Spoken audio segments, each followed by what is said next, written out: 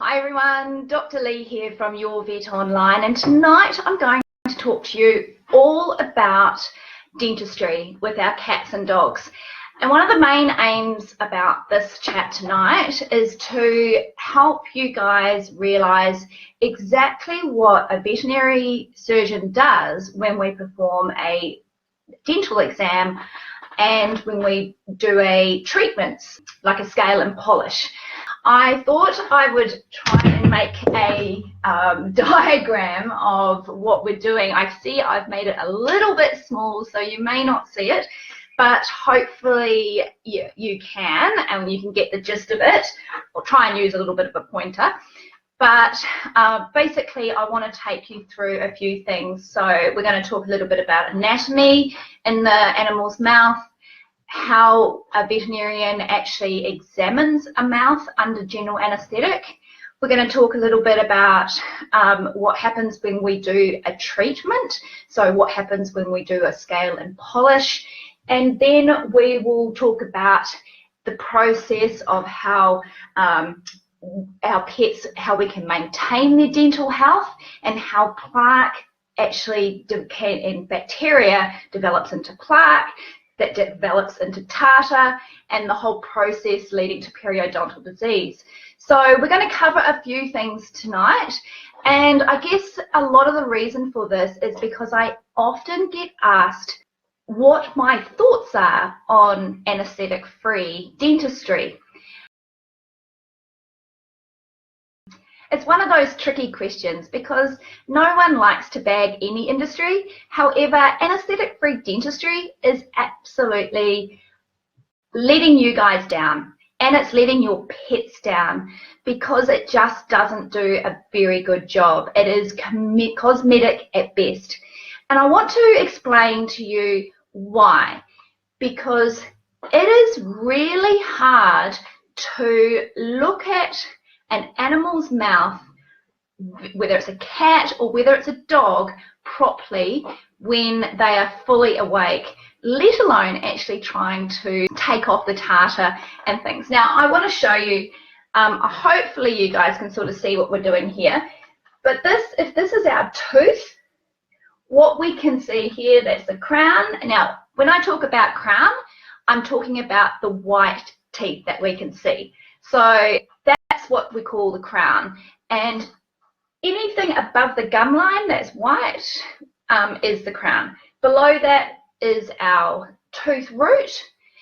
Now, if we look at our gums, we can see that they're a nice, hopefully, a nice pink color, and these come and attach to the gum line. Now, there is a little what we call sulcus there. So it's the gingiva comes around, and you can just, you know, when you go to the dentist and they put a little probe, and you can see that they actually just probe a little bit up and they can get underneath that area. That's normal, and those are called the gingival sulcus. And in dogs, that depth, the normal depth of that is 0.5 to 3 millimeters, and in a cat it's just 0.5 millimeters. So when we check that, we're checking to see how deep that little sulcus is, because if it gets really deep, that means that we're exposing the periodontal ligament that attaches all that gum to the tooth root, and it also means that these roots and all of this bone in our jaw is all exposed to bacteria, and we don't want that to happen. So if we think about the anatomy, then we can actually have an idea about why I personally and a lot of veterinarians don't agree with the process of anesthetic-free dentistry. Now, I see we've got a few people online. I'd love you all to just pop a little hi in the comment section so I know who's watching, and so I don't feel like I'm talking to myself, because it's always nice to know. And if you have any questions at all, I'll try and answer them as we go through. It makes it a little bit easier because sometimes my technical abilities at scrolling isn't the best. Also, just want to let you know that I do have a big article. I'll put the link to that after we've finished this tonight, and you can go over and check out that article, because I'll go through everything and much more depth in there. So if we start with the first, so when a veterinarian examines a cat or a dog, it doesn't really matter which one, under anaesthetic, when we actually put the tube down the trachea so that they can be supported, have their airways supported, we're actually looking all around the mouth. So we pull the tongue out a little bit to help us get that tube down. At that time, we assess the tongue, we assess under the tongue. We can see the whole back of the throat. We can see all the little larynx and all the parts to do with that. So we can see a lot of things when we're putting that tube down for anesthesia. So if you're not doing that, I don't know if you've ever had a vet say to you, oh, I just can't see down his throat, like we're going to have to sedate him or something, if they've had a stick at the back or something, because sometimes you just can't see. So when you're getting an anesthetic-free examination by these lay people, they cannot see what's at the back of that throat. So you may have a dog, actually a very good friend of mine, Dr. Door, she actually has a little foxy, and I don't think she'd mind us saying this, but he had really smelly breath. So of course she booked him in to do a dental, and it wasn't actually a problem with his teeth. He actually had a tumour right at the very back of his throat. Now that would never have been found if an anaesthetic-free examination had been performed. So that's one reason why, you know, a vet prefers to have an animal under anaesthesia. Also, when we examine the mouth, we go around every single tooth. Now if we think of a tooth like our fingers, we look around one side, the other side, the back side, and the other side. So there's 4 sides to a tooth. We go around the whole perimeter of it. We probe that gingival sulcus around every single tooth. Now, I don't know about you, but I don't know how you do that in a dog or a cat that's awake. And not only that, how to do the molars right at the very, very back. It's actually absolutely impossible. And not only that, the instrument that we use, although it's not sharp for actually just the examination of the sulci, it is pointy. And so if that animal moves, you potentially can actually just give it a good run up the mouth and either hurt it, or they might snap at you, or you know, it's not a great idea. I wouldn't be doing that. In some animals, it's actually really, really hard to get right up into these back molars. You think how much you have to pull your mouth up to actually look and assess your own teeth. You have to be quite, I wouldn't say rough, but it's not easy. So yeah, just remember that the actual examination process for that is really difficult. Now, the other thing that many vets do when we examine, of course we count how many teeth there are, because sometimes there's too many teeth, and that could be because some of the baby teeth or deciduous teeth haven't fallen out. Now, when that happens, it causes crowding in the mouth, and that's going to cause problems with either teeth pushing into gums, or it may even mean food and hair and all that sort of thing gets stuck in between teeth. So sometimes we need to, we usually do recommend removal of deciduous teeth. So removal of teeth is definitely not something you can do if you haven't got an anesthetized animal. So that's one other thing. We count the teeth, and sometimes we get situations where there's not enough teeth, and you're sitting there thinking, oh, this is a 4-year-old dog, why hasn't he got all his teeth? And lo and behold, you take an x-ray, which you have to do under anesthesia because animals won't say and not bite down on your plate. So you take an x-ray and you see lots of teeth that haven't actually erupted, and that's quite common too. And when that happens, sometimes these non-erupted teeth cause some major issues in that jawbone, and it can sometimes develop into tumours, sometimes they develop into cysts. And so it's a really good idea to check those out because it can cause major issues. So yeah, so we make sure we count all the teeth. So once we've examined everything and we've made sure that we've plotted any teeth that we're worried about, because we go over that whole crown and we make sure that the enamel's okay, we make sure there's no fractures, we make sure there's no pulp exposure. So remember, pulp is that sensitive nerve tissue, and I don't know if any of you have had a filling. I've had one and I know that it's very, very sensitive. So if that's showing, and sometimes that can be caused by, even if it's a fracture, like a dog has either bitten down on a bone, or those antlers, yeah, the venison antlers that everyone loves feeding, they're terrible for dogs, guys.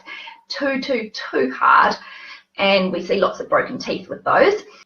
But yeah, broken teeth can expose pulp, and if you do have that, then just like us, we can do root canals.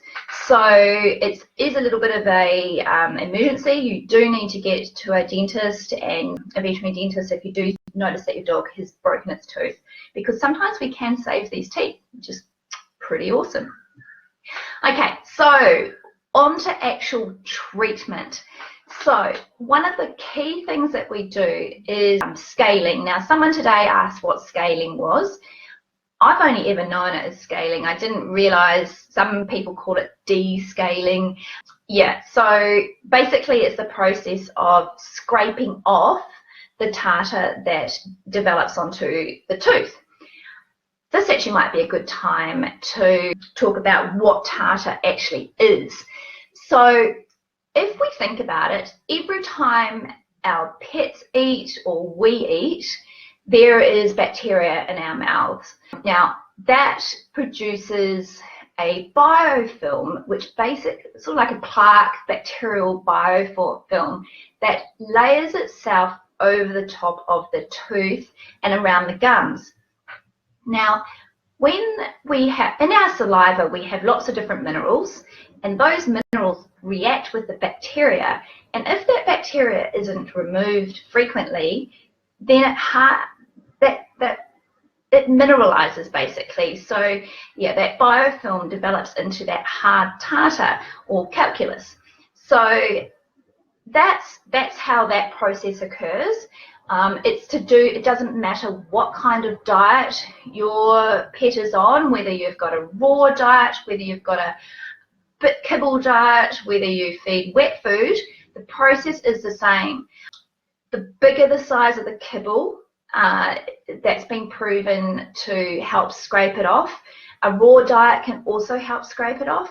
But I just want to remind you that that bacteria gets up and under into that gingival sulcus, and it's impossible to remove that adequately in our pets. We can try brushing, and if we need to do that, like daily if possible, but sometimes it's hard to actually do that successfully in our animals. A little different to us because we use our dental floss, we get our toothbrush out, if we've had a meal and we think we've got a yucky furry feeling on our teeth, then we get the toothbrush out, don't we? So that doesn't really happen with our animals. So that biofilm builds up, and unless you're brushing your dog's or cat's teeth daily, it predisposes to tartar.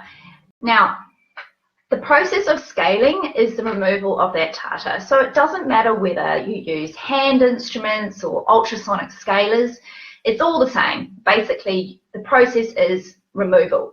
Now, the big thing though, and this is a key difference to an anesthetic, veterinary, dental scale and polish, and a cosmetic descaled from a lay person, is that when a veterinarian does it, we actually go under the gum line and we get all that area in that gingival sulcus. So we get down here as far as we can. Now, I've got some really good videos that I want to show you how a proper scale is formed. Now, when that happens, you sometimes nick the skin and you do get a bit of blood. there you may actually, if it's anything like my mouth, you may hit an area where there's enamel that's a little bit exposed, and so like when I go to the dentist, it hurts like crazy. Like I have to psych myself up for it because it's seriously painful for me personally. I've got very sensitive teeth. The same can be said for dogs and cats. To do a dental scale and polish properly, you do have to go up under that gum line, and if you were doing this in an awake dog, the risk of actually harming that dog's teeth, gums, tongue, and cutting them is really high, because you have to put so much, especially if you're using a hand scaler and not an ultrasonic scaler, you have to put a lot of effort into it. So it's not something, I can tell you, there's no, look, if vets could do this for you, we would. It's bottom line. Why would we do it any other way if we couldn't? We don't love putting animals under anesthesia. Yeah, it is very, very hard to do a proper job. And it was interesting because I was at a dental on Friday, I think it was, and when we actually got back up to start scaling, you know, we noticed this when we examined the tooth, but the very last molar, it was absolutely wiggly. What happens if your dog's got teeth that are wiggly and it's having one of these cosmetic procedures performed? It means you're going to have to pay twice. You're going to end up having a hash pot job done by one of these, and then you're going to have to go, okay, if they tell you, mind you, and if they notice it, mind you, let's hope they actually might notice it, because it's all very well and good. I actually think they probably wouldn't notice it, because I know personally when I examine an awake dog, I can't examine those back molars with an awake dog. Just can't. Like, yeah, maybe your vet might be able to, but I can't. And to tell if they're wiggly or if there's any other problems with them, absolutely impossible in an awake dog. So yeah, I think half of these people are daydreaming. And I know I sound tough here, but one thing that really frustrates me is these I don't even know what you call them, cosmetic scale and polish cleaners. They're not,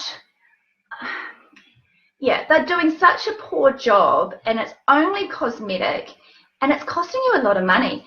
I actually did a very quick survey today within a group of which is just for veterinarians, and I did a quick survey to see what the prices are to get a scale and polish performed and a 10-year-old Dachshund who's, what I have in 10? I think I had 10 kg, 12-year-old Dachshund who had very good teeth. So he gets regular dentals performed.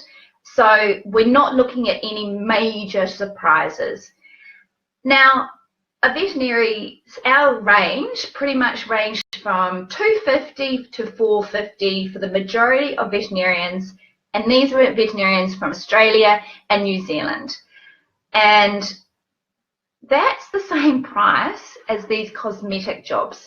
And I can tell you that if I'm doing a scale and polish on a dog or a cat, and I notice something that I haven't been able to see on an awake exam, I'll be getting you on the phone and asking you if I can remove that tooth or do whatever I have to do. Because don't let us forget, when we have gingivitis, it's reversible. But once it develops into periodontal disease and it gets down into this area down here and it's all nasty, that's not reversible. And that's when you have teeth that start rotting, you have really smelly breath, you have gum recession, and you have major issues. And I don't know if you guys have ever seen any of the research done in humans. If our oral health is really, really bad, then it actually affects our heart, our kidneys, and all our internal organs.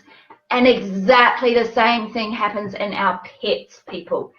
So that's why I bang on about this all the time. Like, if you're a regular on Your Vet Online, you see that I love my little dental videos, because we are killing our animals, people.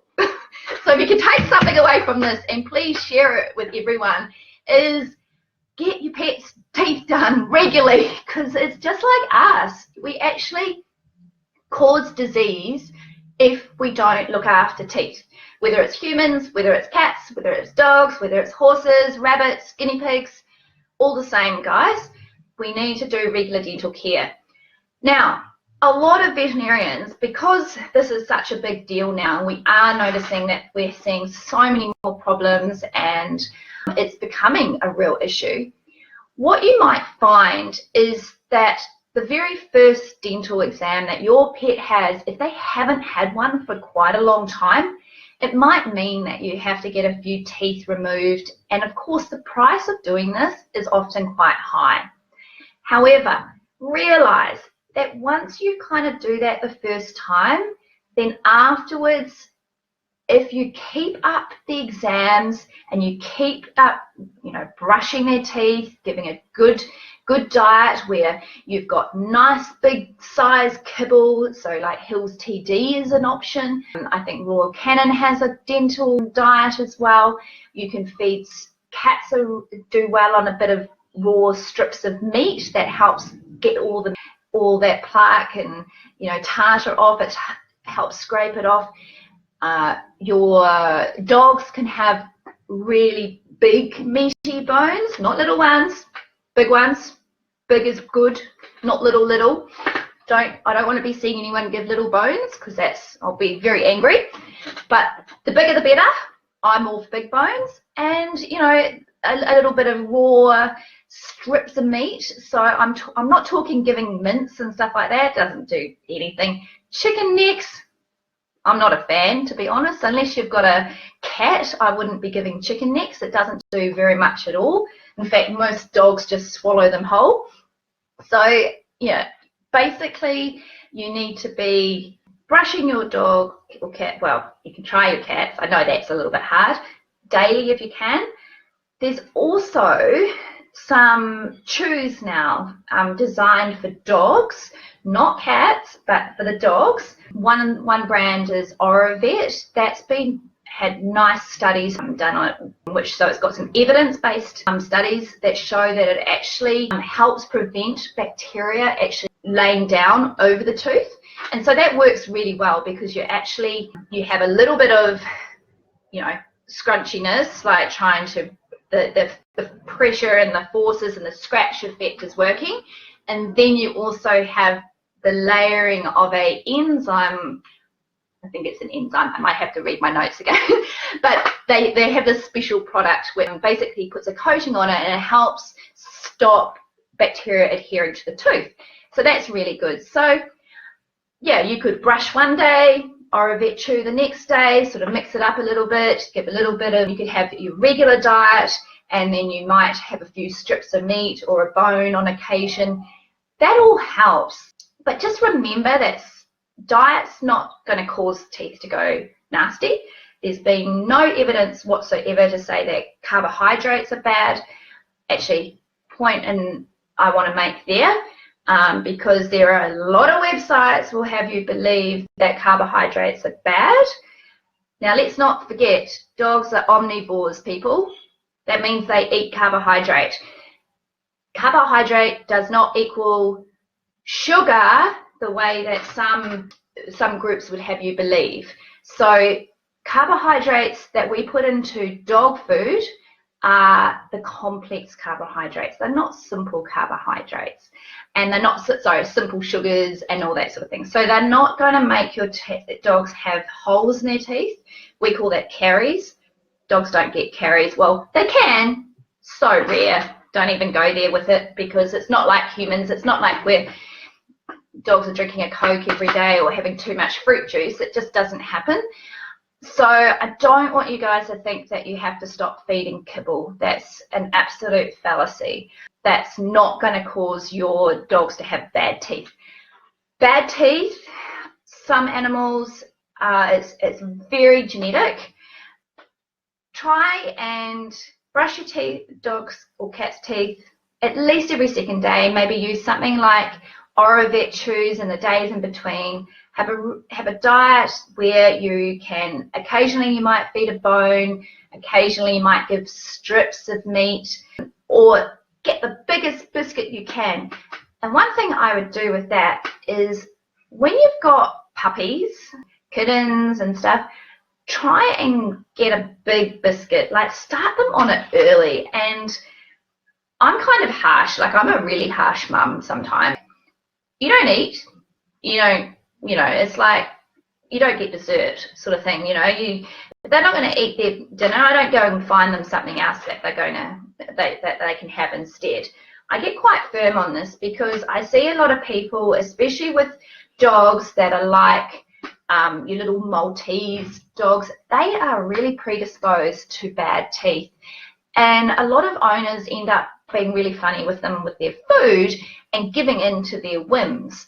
And that's not something I recommend. And if you can start those dogs off when they're really young on a nice big kibble or a good, give them a few treats with some nice steak cut up and gravy beef cut up in strips. And I'm not talking a full diet, like I'm not talking feed a raw diet. You can, nothing wrong with that if it's balanced. We'll do another Facebook Live on that at some stage because there's no major issues with raw diets where people think a chicken carcass is a raw diet, and no, it's not. But anyway, I digress.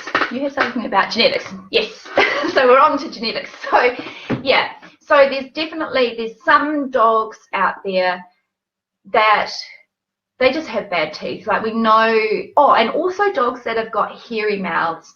So again, it's often those small fluffy breeds. Schnauzers often have bad teeth. Anything that sort of holds food around the mouth and they sometimes don't clear it, it's an interesting one. So let me have a look here. Is there anything else? I wrote some notes just in case I forget. Now, the other thing that I want to just mention, I get told time and time again on forums, and it happened today, that my dog's teeth, my cat's teeth are beautiful pearly white. They don't need, I feed, a raw diet, or they get meat. They've never had a problem. I really question that. With the advent of radiographs in particular, a lot of vets now include that as part of their examination, and they don't charge any extra for it. It just comes as part of the package. And it's like when we go to the dentist. How many times have you had your mouth x-rayed? Every time I go, I have my mouth x-rayed. And it's kind of like every year I get my mouth x-rayed. And you kind of think, what can change in a year? However, it does. And I have seen so many cases where the teeth look absolutely perfect on the outside, beautiful pearly white teeth, and yet they have severe issues going on under the gum line. So yeah, there's a lot of stuff you can't necessarily see with the naked eye sometimes, and I've actually got some really cool photos to show you guys as well, and I'll put those in some articles. But yeah, talk to your own veterinarian about this, because it is a good idea to get your dog and cat's teeth x-rayed at least once a year. We do recommend a proper examination twice yearly.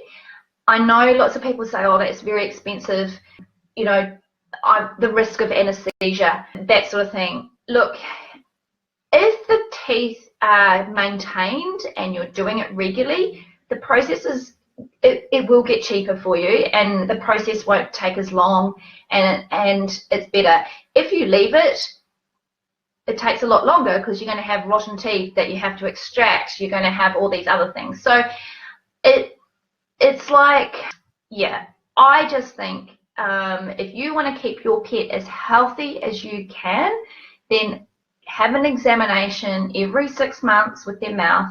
Your vet mates might say, look, it looks actually fine at this stage, we can drag it out a little bit longer, but it's worthwhile getting that looked at, because otherwise, you know, you might get to the stage where before you know it's a couple of years that you haven't had an exam done, and the cost of a dental then is often quite high. And actually, the thing that I forgot to mention, and maybe I glossed over it a little bit, and I really want to make this clear as well, if you're going to get an anesthetic-free procedure performed on your animal, just realize that it's pretty scary for them. They may look calm in those videos. I worry that they've actually shut down those animals. They are so scared that they are just lying there rigid and are not in a relaxed state. I've had a few cases where dogs have completely, from being very able to handle their mouth, examine them, to being not letting me do that at all. So just realize that your dog's mental health can be harmed in quite a lot of ways with a non-anesthetic scale and polish. Yeah, that's a really key point. So I just really want to make that point, because I have seen some nasty cases.